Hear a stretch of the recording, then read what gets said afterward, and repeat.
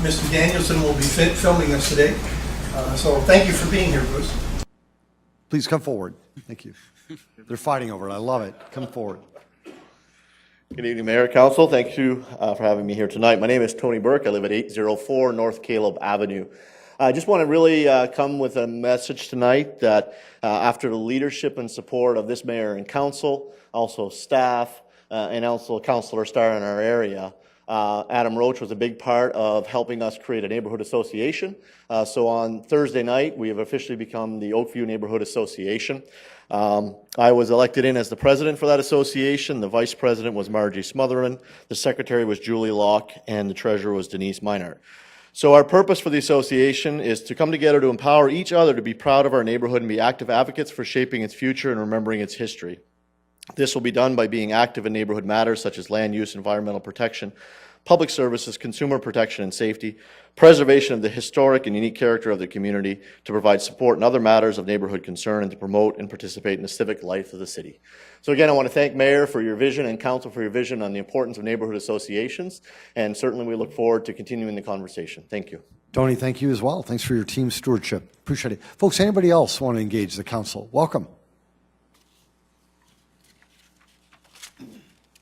My name is Kevin Cole. I live at 219 East 31st Street. Mayor Huther and City Council members, I'd like to begin by thanking you for your service to our community, for sharing your considerable intellectual and creative energies. I love this city. I tell everyone I meet that Sioux Falls is one of the best mid-sized cities in the United States, that you'll find no better place to raise your children. Whether it's the enormous efficiency of cleaning up after a monumental ice storm that would have paralyzed other cities, like mine in South Texas, the superb long-range planning, the parks, the organized activities, the responsiveness to citizens' concerns, our city government is an extraordinary one, and I thank you. I'd also like to publicly thank Mr. Keith Allenstein for responding to my concern, as well as council members Staley, Neitzert, and Rolfing. I'm here today to articulate a complaint against the shopping news. Certainly juxtaposed against our international problems, our national problems, and problems that you're no doubt facing, this complaint is seemingly insignificant, and I know that. But this is my city, and my house is my house, and for well over a decade now, the shopping news has violated my property rights and the property rights of many other Sioux Falls citizens. I use the word violate with intent, and I use it with great care. In the last 10 to 15 years, I've called the shopping news upwards of 40 times to ask that they not deliver the product to my home. In 2016 alone, I had to call 5 times. Their response is always the same, including that of the owner. We cannot guarantee that we won't deliver our product to your house, but we will try not to. There are many issues and problems at hand here. Here I will highlight 2. First, this is a simple property rights issue.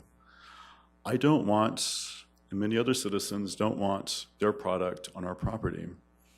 I don't put my own unwanted things on their front doorstep. Why do they put their product on mine? For me and many other Sioux Falls citizens, the shopping news is trash. It goes right into the recycling bin. Again, we don't put our trash on their front porch. We're simply asking them not to put their trash on ours.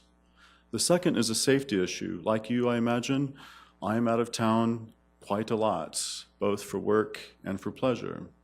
A shopping news or 2 or 3 or 4 is a flashing neon sign for a would-be burglar that no one is at home.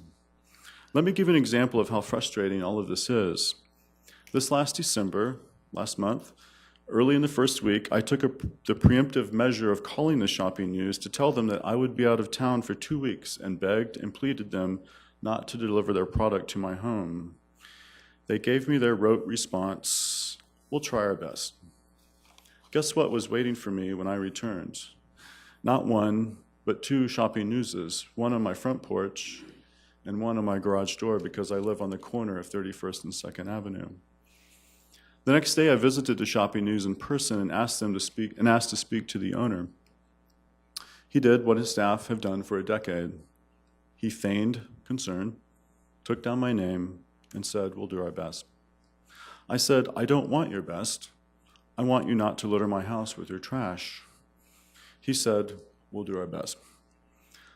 I know that I have no legal recourse. I've already consulted with my own attorneys and, of course, with Mr. Allenstein. So I've come to you in what appears to be my last means of recourse. For many Sioux Falls citizens, the shopping news is not merely an inconvenience or a nuisance. The shopping news is a menace to any citizen who doesn't want their product on their property. The shopping news brazenly and callously violates property owners' rights. So again, I want to thank you for your time and for considering this matter. Kevin, thank you as well. Really appreciate that. Welcome.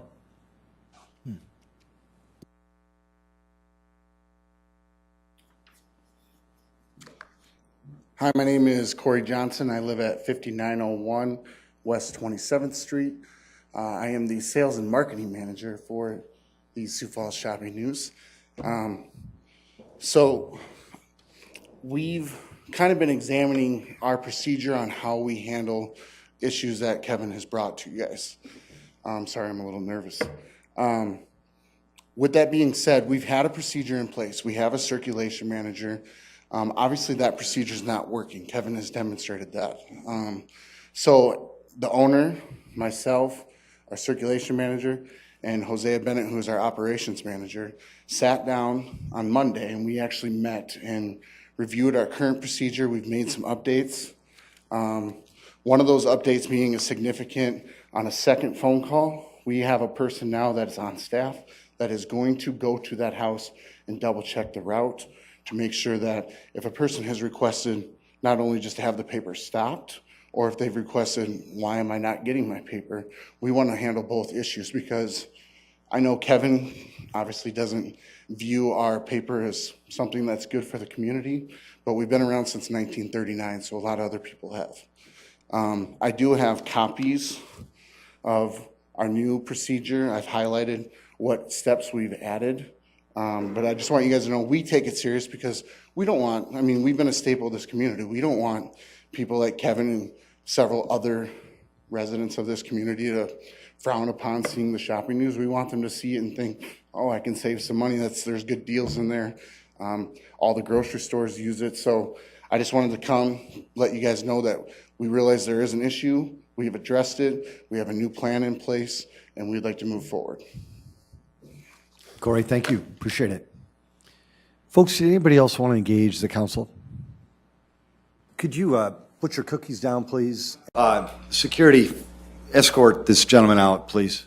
Come on, Soda Pop, let's go.